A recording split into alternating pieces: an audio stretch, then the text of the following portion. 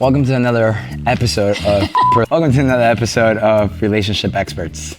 We are here reporting from Cannes Film Festival about the hookup scene. Yes, very aggressive hookup scene down on the beach today. We spotted a German and a necking. What? Negging? Necking. Necking? What's necking? Oh my God, he doesn't know what necking is? Like you used to like pull up and you neck in the Listen, back seat. I'm innocent, okay? I'm not. Bonsoir. Bonsoir. Welcome to another episode of Prolific Intel Session. So we are obviously here at Cannes Film Festival, and yes, it's true. We are at the table where 12 months ago, Steven Spielberg was giving his conference, and Will Smith and Cate Blanchett, and you name it. Every A-list director. I'm taking the chair home. We're taking everything. Souvenir. Yeah, I think we should discuss our experience seeing Cannes, and I think let's go more into detail about what we spoke about earlier. Okay. Are you gonna make me cry? I think so. I think we got to talk about limiting beliefs. Oh, I gotta go. I mean, we all have them, right? We all have limiting beliefs, unfortunately. Whether we gathered them from the events that shaped us, or mom and dad, or mentors, or society. It's important to talk about limiting beliefs because we say to ourselves that we don't have the resources to make our dreams come true, right? Yeah. You came here with a purpose. I told her that you can only come to Cannes Film Festival if you have an objective at the festival. Either it's finding producers, or finding financiers, or connecting with people, or connecting with directors that live in New York but they're here. Find what is your objective to come, and you have to schedule that around that. And so your objective was to connect with people that hopefully you can find some producers that you can come on board and develop the script even more. So one of the things about that is that what you were saying to yourself, 8 days ago before you came here and prior months is I'm talking about the little voice that we all have, right? That we listen to sometimes because fear arises within us. Is I don't have the money to do this. Yeah. I don't have the resources to do this. I don't have the connections. My daddy is not a producer in Hollywood. I wish I was prettier. I wish I was younger. I wish I didn't have this to deal with at home and be more motivated, and then I could execute on my dreams. I wish that didn't happen when I was 12 and my dad, and now I have an awkward relationship and he doesn't support me. There's so many things that you can, I think, use as an excuse. But the reality is, it was never a lack of resources, never. It was a lack of resourcefulness, right? And that's a classic, speech. But I think it's a reminder because here we see that the resources are, they are here. I mean, they are here. Dripping with resources. You must feel embarrassed. Dripping with these words you're using, Jesus. Look where I am. I'm French now. Yeah, you're French. So, talking about limiting beliefs, resources. Too much rosé. Too much rosé. Limiting beliefs are part of our daily habits. Yeah. Our habits are actually stopping us, but we're not realizing it. Yeah. Just think about that.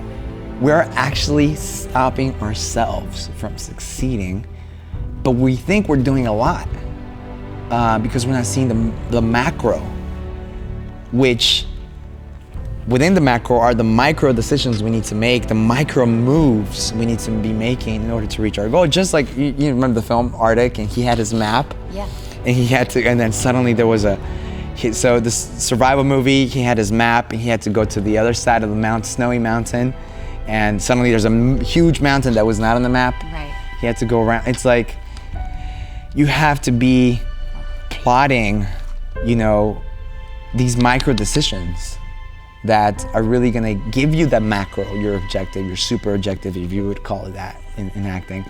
And so, what do you think we should change about our micro decisions? Because I think you represent, although I don't want to box you in, but I think you represent, a good stereotype of the New York hustling actress. You know, we're all hustling, hustling, hustling, hustling. We have that energy. We want the dream. But what are the habits that are actually holding us back? What are those? I think you touched on it. It's the limiting beliefs, because I think that once we can get out of our own way and stop listening to that little voice that's telling us that we're not enough, and we actually can be conscious about it and change our thoughts in that moment, then we can kind of start going more in the direction that we want to go. And that's not always easy, because like you said, sometimes it's stuff that's been there since childhood, right? Yeah. So how do you do that? How do you think we get rid of limiting beliefs?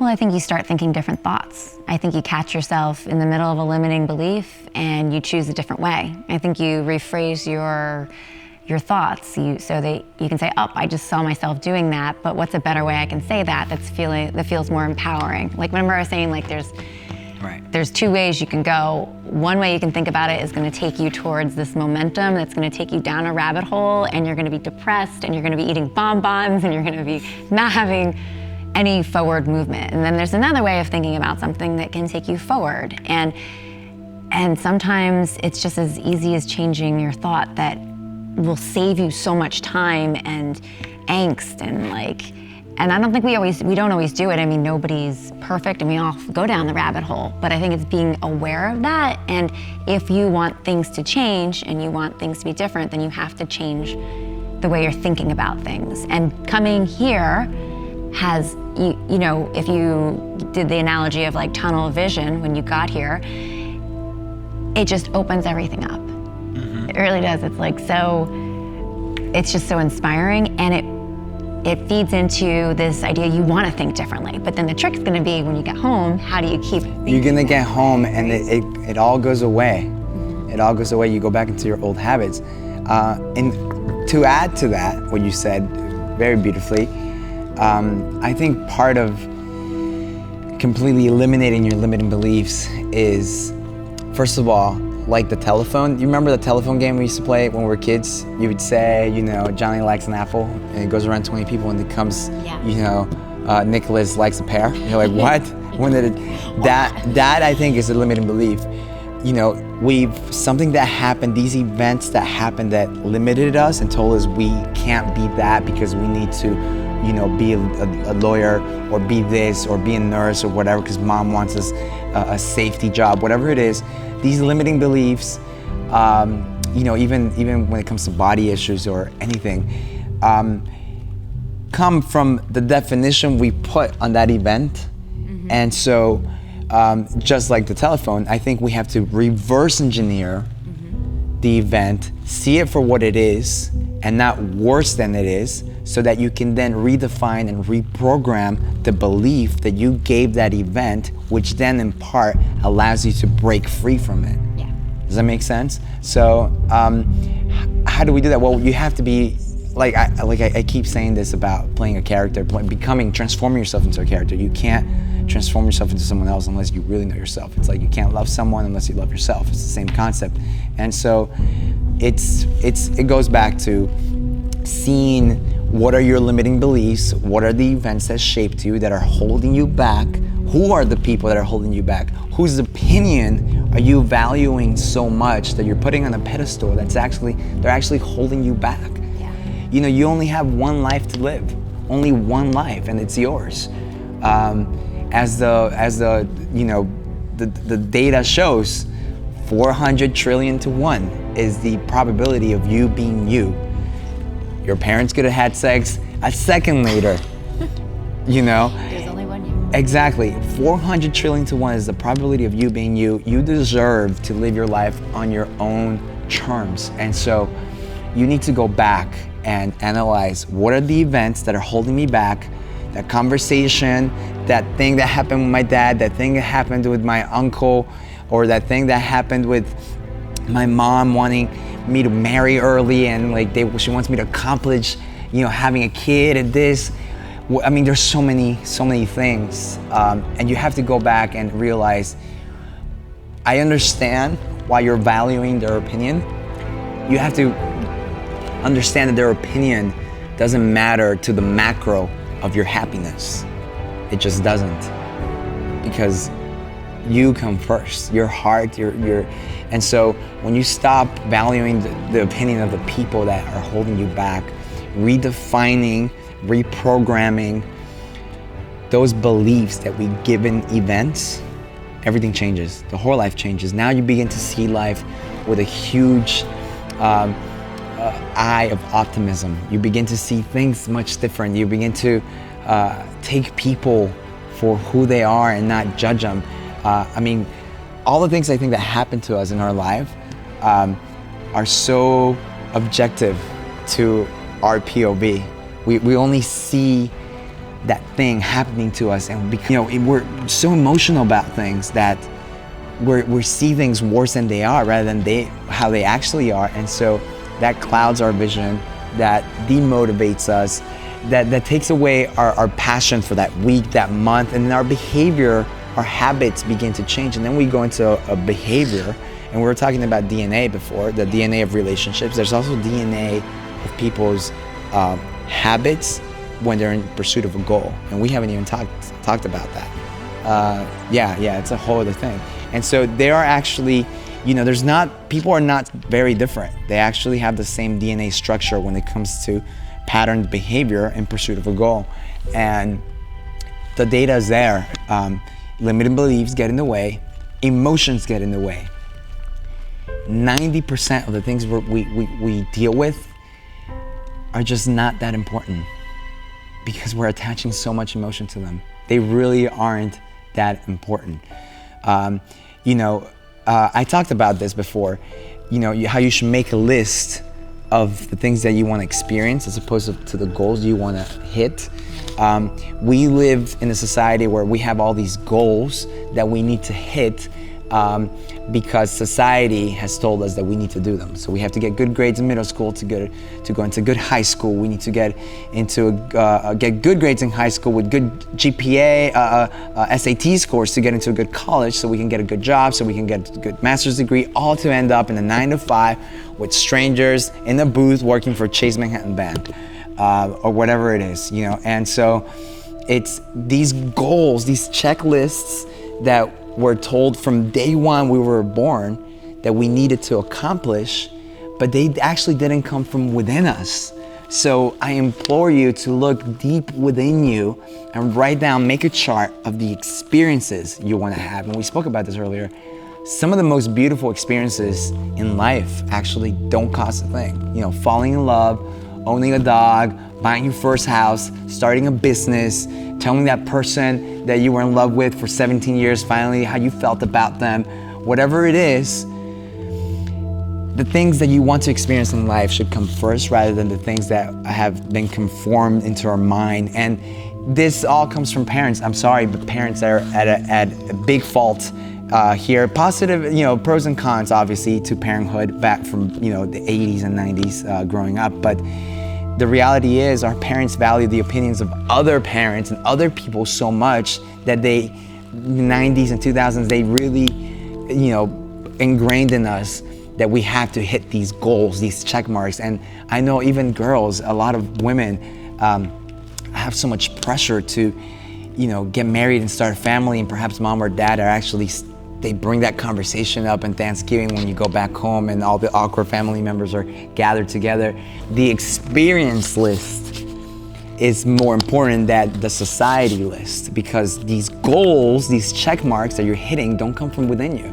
And so within that experience list that you have to make should also be a category under that experience list that has, how can I give back to people? How can I give back to the world and others? Data has shown that humans are naturally happier when we give back.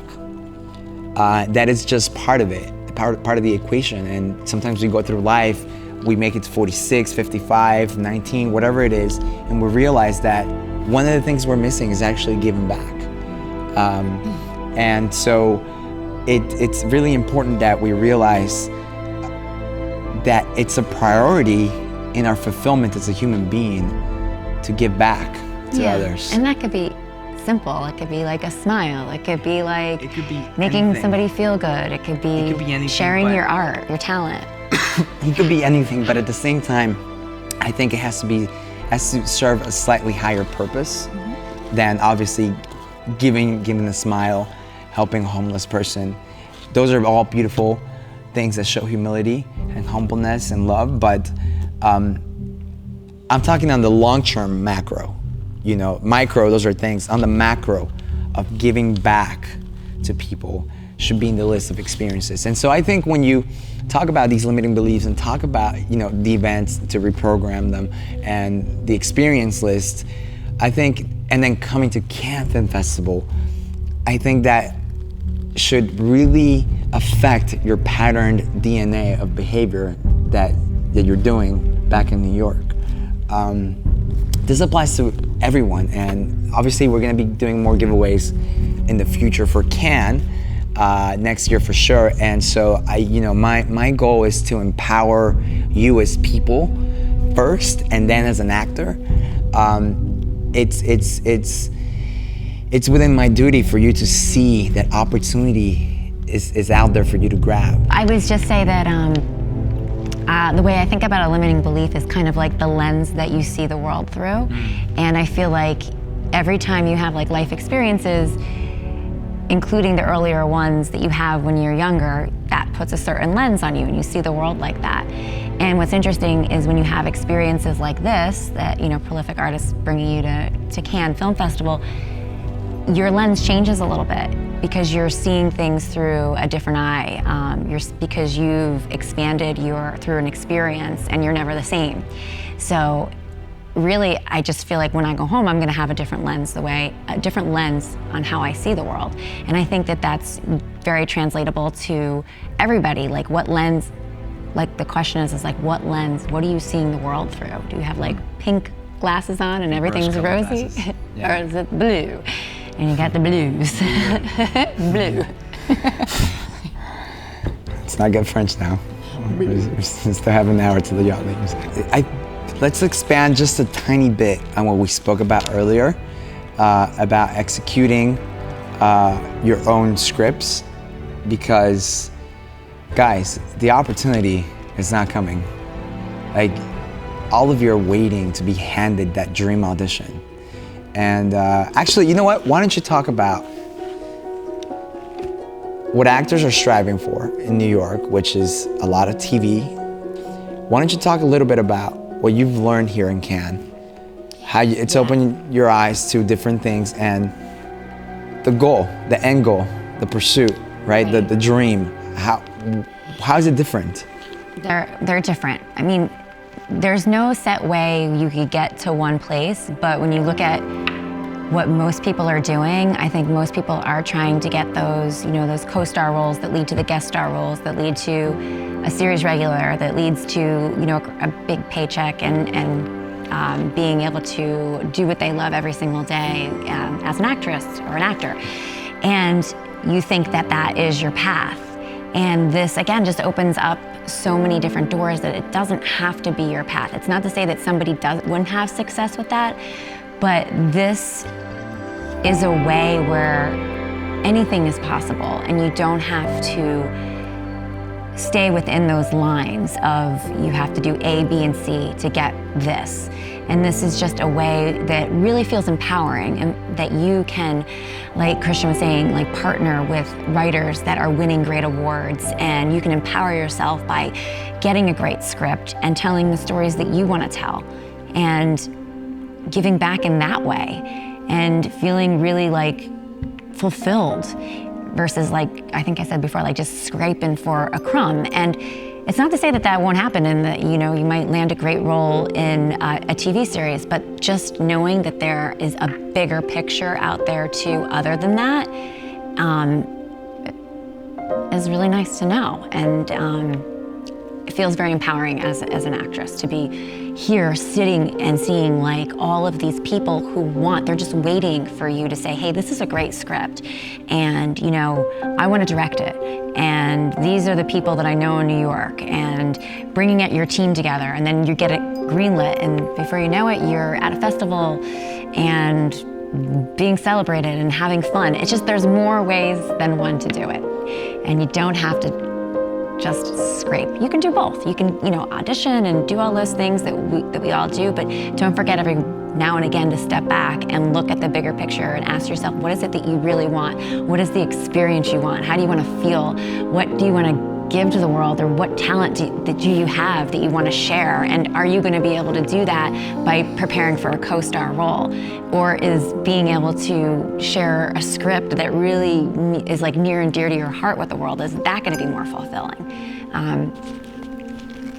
And to touch upon that, I've come across so many actresses and actors, independent actors, that were part of some of these big films and also Sundance, that changed their life, their career, changed their agents overnight, literally, changed their managers. They were open now to bigger auditions, but at the same time, now it's up to them to decide the second and the third and the fourth.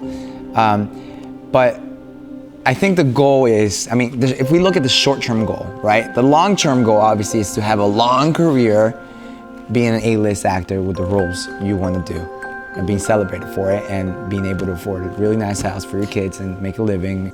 The short-term goal is you guys want to be working actors, pay your rent, pay for groceries at Whole Foods from the money you're making as an actor, right? That's the short-term goal. And if we look at television, you're just doing these small roles, tiny roles, these one-liners. Even if you get a co-star or guest, it's just, you're not making enough still, unless you get a commercial that's, you're constantly getting paychecks for, but you're just not, so now what are you waiting to change? I've seen actors just like you who's watching this, I've seen actors be at this festival, be nominated for awards, their life change overnight from one project with one great script, one great director, one great team behind it, and impeccable craft behind it. And their life changes overnight. Suddenly now they're offered, it's very, very low. Here's $35K for 30 shooting days. Will you do it? Yes. Here's $45K. Here's $75K for 30 shooting days. Boom. And so now obviously you have to decide wisely which is going to be your second, your third, your fourth, your fifth. But it's there, it's so much more apparent that creating your own work or partnering up with magnificent collaborators can really change the outcome of your career. And I think it's more apparent now that you've come here. It's so apparent. Like Arctic, right? Like that actress, I looked her up, and it's not. She's not as famous as Matt. It's his name Mads. Yeah. Mads something. He's an Icelandic actor. Yeah. The character, the woman, she's not, some A-lister, B-lister. She was just, and so now the eyes are on her. We spoke about this before, attention arbitrage. What is the most valuable asset in the world? It's not petroleum, it's not e-commerce, it's attention. Attention's an asset. And who owns it? The internet owns it. And so you need to see what attention is and how to use that to your advantage. It's all about attention. It's not about, don't confuse it with fame. It has nothing to do with fame. It's where's the attention? And so the spotlight was on her. Yep. You can best believe if she was not already with CAA, she's or Gersh, she's already with Gersh or with another agency being offered bigger projects. And she had no lines, not one word. She said hello. She said hello, yeah, that's right. Obviously everything was in the eyes. But this is it, it's more apparent to me than, the short term, you want to pay your rent, pay your mortgage. Yeah, it's just so nice to know that there's more ways. I just can't get this idea out of my mind, but it's like, there's a million ways for your dreams to come true. It's not just one set way. And being here just reminded me of that. That maybe there's a million yachts out there. Yeah, there's a lot of yachts. One of them is gonna be your way, and it doesn't have to be the grind. It can be something different. It can be both, it could be that, but this is a great way to open up your tunnel vision and see all that is possible. everything that's possible. We spoke really briefly about the 4 steps to take. Do you remember what they are? Excuse me. We spoke earlier about the 4 steps that we need to take.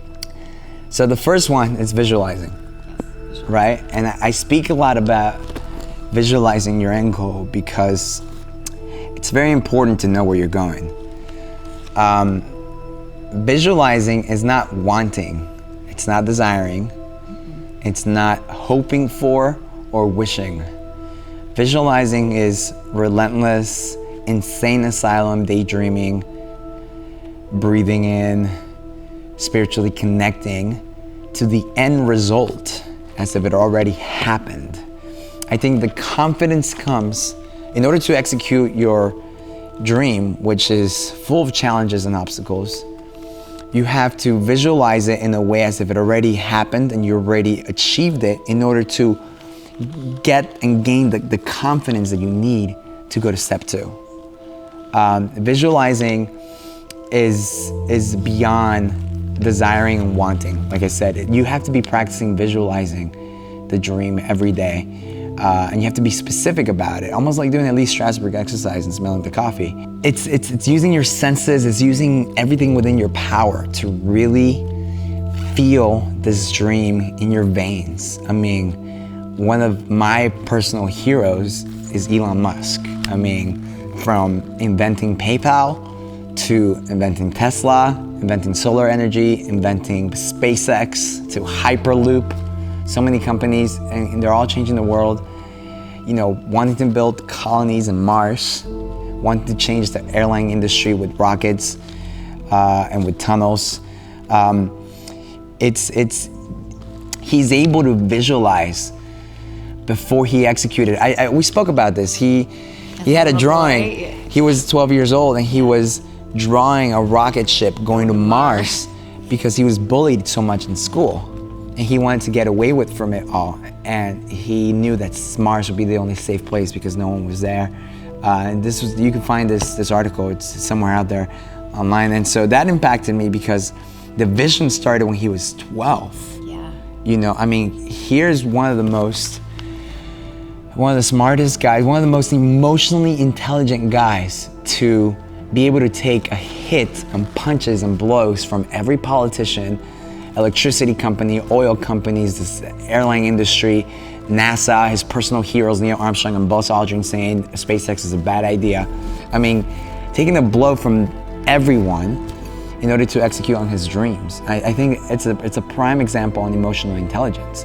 And so if we take him for example on visualizing, he's one of them. And obviously you have also James Cameron visualizing Titanic in 1990 when it's never done before. That kind of budget has never been given to anyone. Visualizing Avatar, it's the same exact thing. I mean, it's the power of visualizing something connects you to something much more powerful than yourself. And you really exude that energy. You output that energy that you're just simply visualizing. So in order to get that confidence, you have to believe as if it already happened. Now, don't confuse that with being cocky or being egotistical, because that's a different thing. You know, where you're like, you think you're the hot shot, like you already made it. You haven't. You know, so it's a fine line to play. But one's real life, one's visualizing. Visualizing is only to serve you as your daily motivator on the days that you're not motivated and you're procrastinating all the time. You're procrastinating constantly.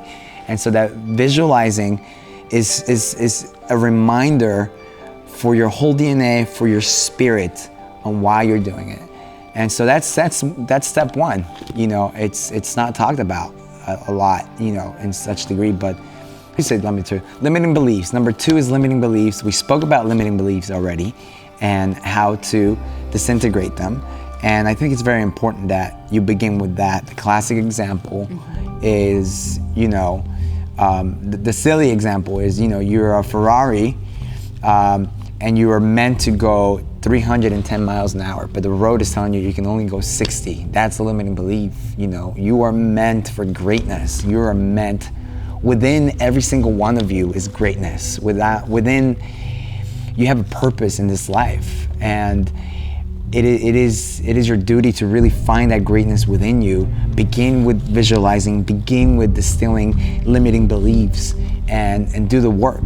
That's you can't move on to the third one without visualizing and doing limiting beliefs. And the third one, obviously, we spoke about this, is execution. No, It's not. It's emotional intelligence, because we're gonna be. You're failing. You've been failing a lot with your French lately. I'm gonna be sent home. Emotional intelligence. We make 99% of our decisions with emotions. We are not rational. We are not logical, and I think that holds us back, and we make a lot of mistakes because of our emotions. We're not realizing that what we say, what we do, hurts people at times, and actually puts us a step back because we utilize our emotions. And it's a catch-22 because as actors, like yeah, of course, you have to be connected and be vulnerable and be connected to a lot of your past or your imagination, and so it is tough. I understand that, but when you're executing, you need to understand that you can't you can't take things personally. 2, stop focusing on really dumb stuff, like really dumb stuff. So many people focus on dumb stuff that just simply doesn't matter to A, your happiness, or B, your career. And then on top of that, we get hit with obstacles and we're emotional about it. We're told, don't take it personally, but we still do.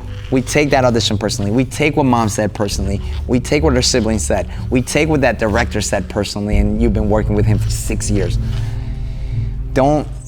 Stop being emotional when it comes to executing on your dreams, because it is one of the hardest careers, obviously, acting.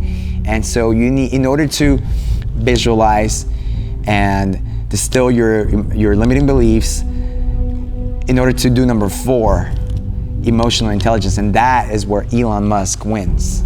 You know, he takes hits from the whole world, the Bilderberg Group, if you know who that is, and so that is very important to talk about. We're so emotional.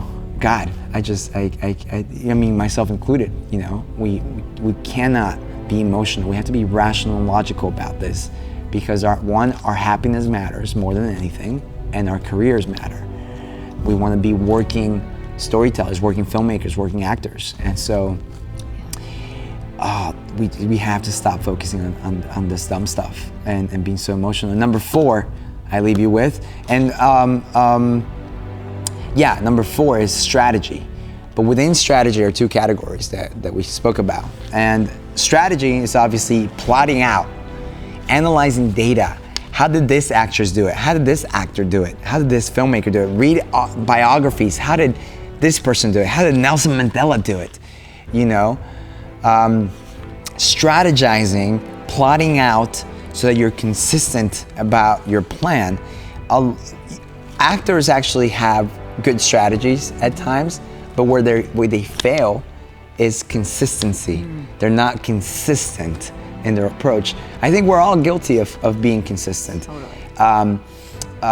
Consistency is the number 1 killer of everything, because as much as it takes 30 days for something to become a habit, we're still not consistent. And so we have to be consistent of our work as an actor. If we talk strictly craft, right? We're saying our lines here, we're doing this role, we're doing this character. Craft-wise, we're inconsistent sometimes. And so we have to develop the skill and the ability to be consistent in delivering high, standards of acting constantly. Yeah. And setting the bar so high, and James Cameron said it best, you set your standards so high that even if you fail, you still achieve your dreams. And consistency is is part of that. And then consistency in terms of acting, craft, consistency in terms of relationships, consistency in terms of love, consistency in terms of disqualifying limiting beliefs, consistency in terms of not being emotional, having high levels of emotional intelligence so that you can perform your best when things are getting chaotic in your life. Consistency. And we're going to talk, I think we should end with the marketing aspect of consistency, because we haven't even talked marketing for actors, but consistency is the key. And so you have to strategize the plan, how you are going to achieve it, and then be consistent about the plan. And within another subcategory of that plan is, within that strategy, you have to be unorthodox. We spoke about this before. You have to be unorthodox in your approach. Original and unorthodox completely makes you stand out, that it evokes and provokes a reaction or emotion in people. So whether that's contacting a German producer and you're unorthodox in your approach, or you're an unorthodox in your art and script. And so just like, the Prolific Artist giveaway, it was very unorthodox. Be unorthodox in your work, that it evokes a reaction in people. And that is your plan right there. That is your plan. And I think we spoke about the experiences list and the goals list that don't come from within you. I think this is a lot of information that I think you should put into perspective on how you're manifesting your daily habits. I think that sums it up. I think we should leave with marketing in terms of, Cannes Film Festival, we spoke about attention. How can we be the attention, be in the spotlight, and stand out, right? If we speak strictly marketing, I believe every actor should be a media company, and consistent. A media company, as you know, provides some sort of value that has attention. It provides something unorthodox or something original that provokes a reaction from you. And I think you have to be a media company in the sense of publishing not your food posts, or not you went out Friday night, or not you went to see that new play and you posted your playbill photos. You have to be a media company in the sense of providing your craft to the world. And one of my dear friends, Laura Vogos, is actually doing that with, shout out to Laura. And so Laura is doing the monoblog, and it's right here. And so follow her. So the monoblog, she's posting out monologues of herself, and she's acting like a media company. So I think it's fantastic how she did it. I don't know if we had a session before. I don't know if she did that after or before, but it is key. You don't have to do monologues. You could do scenes. You could do shorts with your iPhone at home. You have to be a media company. Now imagine, just for shits and giggles, if you went home and you did a scene with your best friend every other day, and some monologues perhaps, or an acting exercise at times, or you improvised a scene, a pivotal scene that's not in the script, but it's very important for the character's formation, and you put all this content on Instagram as a 60-second video constantly, once a day, or maybe once every 2 or 3 days, using the right hashtags. Don't you think some director is gonna see it? Yeah. It's an audition. Obviously, we're not talking about the Hollywood system, but there's independent directors gonna see this, and you're literally showing a reel that's unsolicited, but they watched it because you caught their attention. So it's you're putting out mini reels of 60 seconds, and they don't even need 60 seconds. As we know, we can tell when there's a bad actor or a good actor within 5 to 7 seconds. That's all we need. And so I think actors should be a media company. First of all, it puts you into a good habit of constantly trying to be consistent with your craft, because we have weaknesses, right? Actors have weaknesses, and so I think publishing gives you that consistency workout, and then 2, puts you in the spotlight of perhaps someone saw you. 3, you're documenting your process as an actor because you're seeing from 2 years ago, you look at that video and now you see now, and you document versus create. You know, don't seek out perfection, document.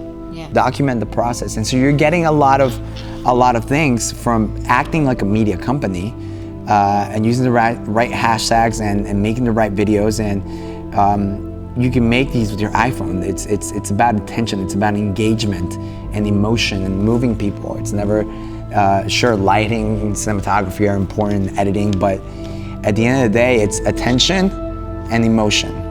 And so you can do that from home, you know? And so that's one thing. Actors have to act like a media company on Instagram. Facebook's a little different, I understand, especially when it's not an open public Facebook.